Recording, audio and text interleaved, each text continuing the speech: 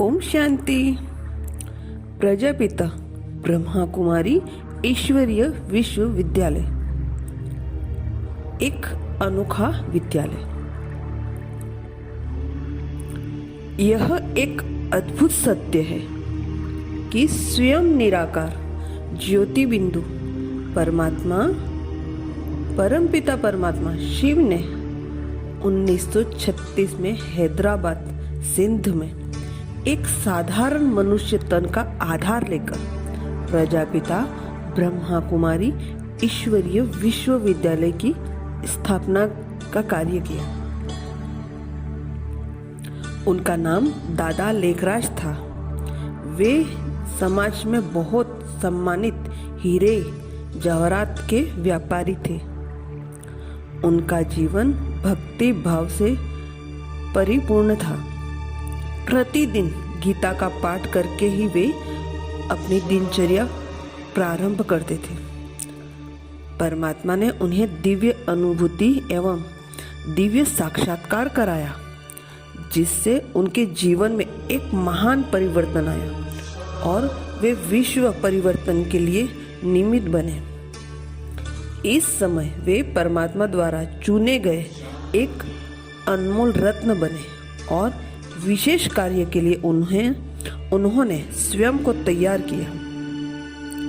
धीरे धीरे परमात्मा ने उनके मुख कमल से आध्यात्मिक ज्ञान देना शुरू किया और उनके घर में ही सत्संग होने लगा। जब काफी लोग आने लगे तब उनके मन में विचार आया कि आध्यात्मिक संस्कार तो छोटे बच्चों में भी भरने जरूरी है, क्योंकि वही आने वाले सुंदर भविष्य के आधारमूर्त बनेंगे। उन्होंने 1937 में कराची में एक बोर्डिंग स्कूल खोलने का संकल्प किया। इसके लिए उन्होंने 5 बहनों का ट्रस्ट बनाया और अपना तन मन धन संबंध और संपूर्ण संपत्ति को भी समर्पित कर दिया।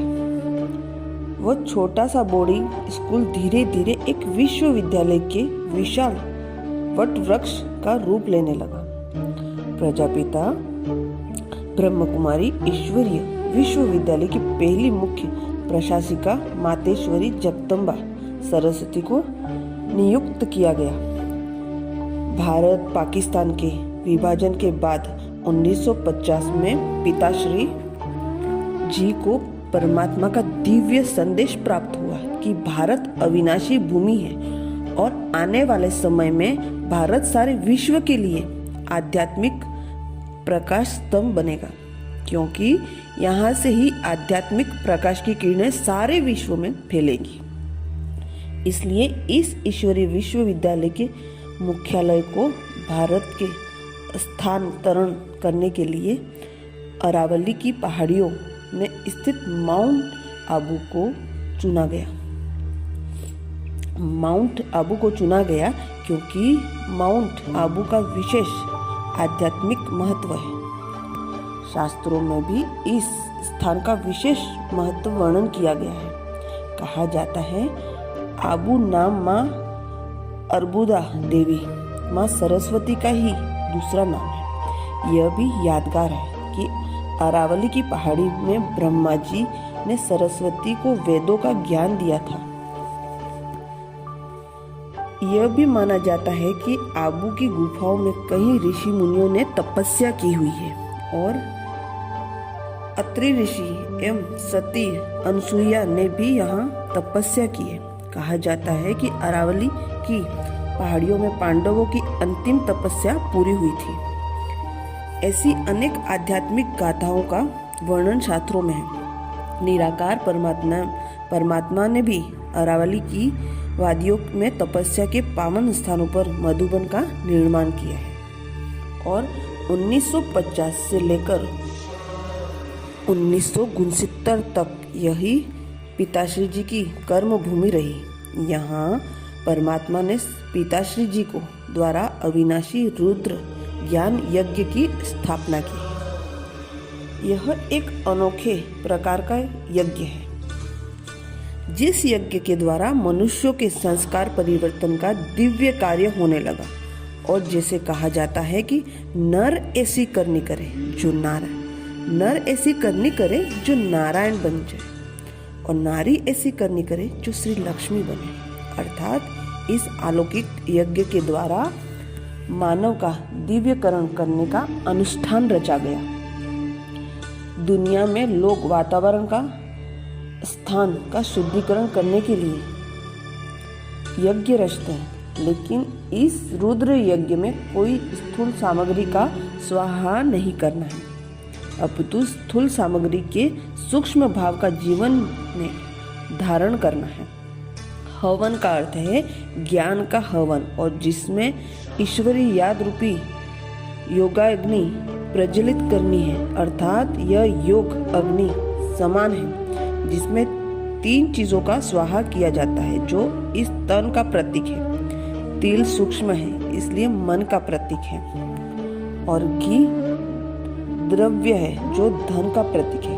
कहने का भाव यह है कि मानव अपने जीवन में जो पाप कर्म करता है, तो इसका कारण मानव द्वारा अपने तन मन धन का नकारात्मक प्रयोग करना है।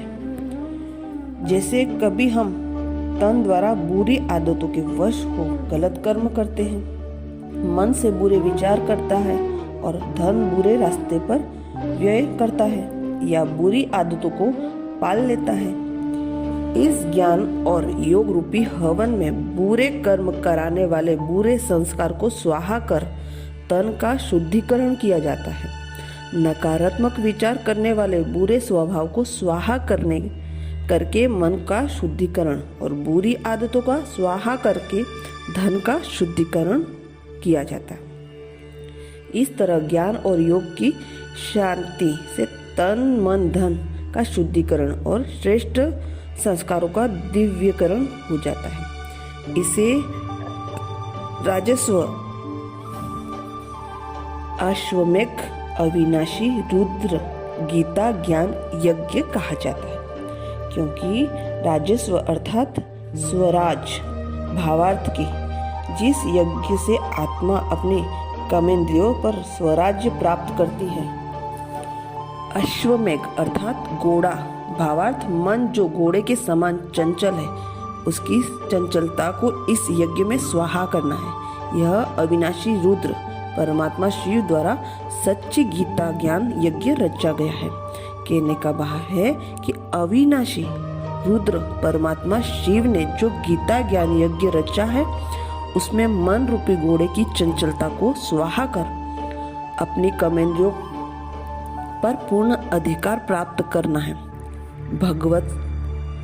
श्री भगवत गीता में कहा गया है कि सभी यज्ञों में श्रेष्ठ यज्ञ ज्ञान यज्ञ है, जिससे महान पाप आत्माओं का भी उद्धार हो जाता है। गीता में भगवान ने अर्जुन को अपनी गृहस्थी या जिम्मेवारियों का कर्तव्य को छोड़ने के लिए नहीं कहा, लेकिन अपनी कर्मेंद्रियों पर विजय प्राप्त करने श्रेष्ठ कर्म करने के लिए प्रेरित किया गया था कि कर्म ऐसे श्रेष्ठ हों जो नर से नारायण और नारी से लक्ष्मी बन जाए। श्री लक्ष्मी श्री नारायण भी गृहस्थी थे, और आज का मानव भी गृहस्थी है, परंतु दोनों के गृहस्थ में बहुत अंतर है। श्री लक्ष्मी श्री नारायण के गृहस्थों को सच्चा गृहस्थाश्रम कहा जाता है, और आज का गृहस्थ जंजाल है। इस अविनाशी रुद्र ज्ञान यज्ञ के द्वारा गृहस्थ जंजाल को गृहस्थाश्रम में परिवर्तन करने के लिए ही भगवान आकर राजयोग सिखाते हैं। स्वयं ईश्वर द्वारा स्थापित विश्व का एकमात्र विद्यालय होने के कारण ही इसे ईश्वरीय विश्वविद्यालय कहा जाता है। विद्यालय अर्थात जहाँ कोई अंधश्रद्धा की बात नहीं है, लेकिन हर बात की यथार्थ समझ प्राप्त होती है। दूसरा, विद्यालय में पढ़ने वाले विद्यार्थियों के सामने एक लक्ष्य होता है कि इस पढ़ाई द्वारा क्या बनना है। जैसे मेडिकल कॉलेज में पढ़ने वालों के विद्यार्थी के सामने यह लक्ष्य रहता है कि उसे डॉक्टर बनना है। वकालत पढ़ने वालों के सामने रहता है लक्ष्य कि उसे वकील बनना है। ऐसे ही ईश्वरीय विश्वविद्यालय में आध्यात्मिक पढ़ाई पढ़ने वाले विद्यार्थियों के सामने यह लक्ष्य रहता है कि उसे अपने जीवन में संस्कार का दिव्यकरण करके नर से नारायण और नारी से लक्ष्मी बनना है।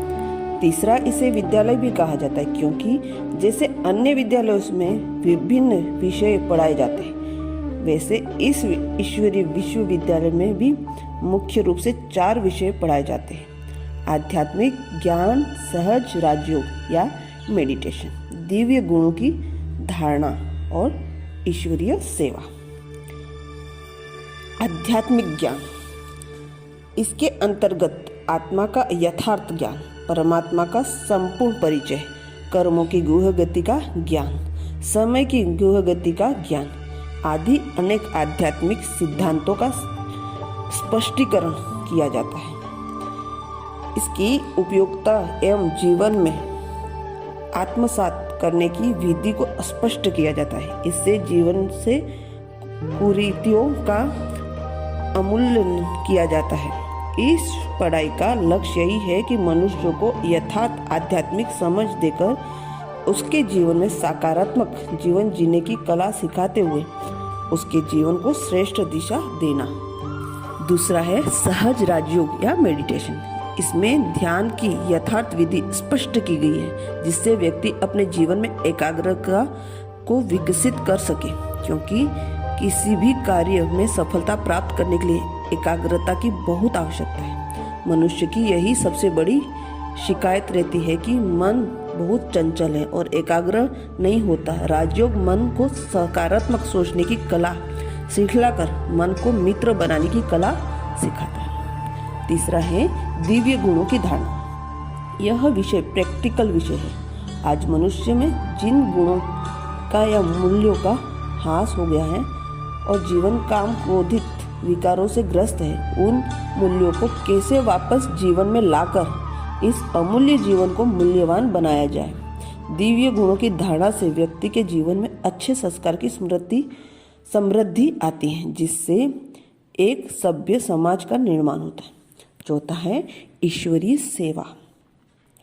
आज दुनिया में अनेक प्रकार से समाज सेवा का कार्य चलता है, लेकिन जैसे एक व्यक्ति एक पेड़ के पत्ते को पानी देता है तो वह पेड़ सूखता ही जाता है। कारण यही है कि उससे जड़ों को पानी नहीं दिया। इसी प्रकार आज की समाज सेवी संस्थाएं अनेक प्रकार की चीजें देकर ब्रह्मा रूप में सेवा करती है, लेकिन फिर भी व्यक्ति के जीवन में गरीबी बढ़ती ही जाती है, क्योंकि आज व्यक्ति के जीवन में पैसे की गरीबी नहीं, लेकिन अच्छे संस्कारों की गरीबी है, श्रेष्ठ चरित्र की गरीबी है। ब्रह्मा कुमारी राजयोग मेडिटेशन द्वारा उसमें शक्ति भरकर उनकी कमजोरियों को मिटाने की सेवा करनी है। अच्छा, ओम शांति।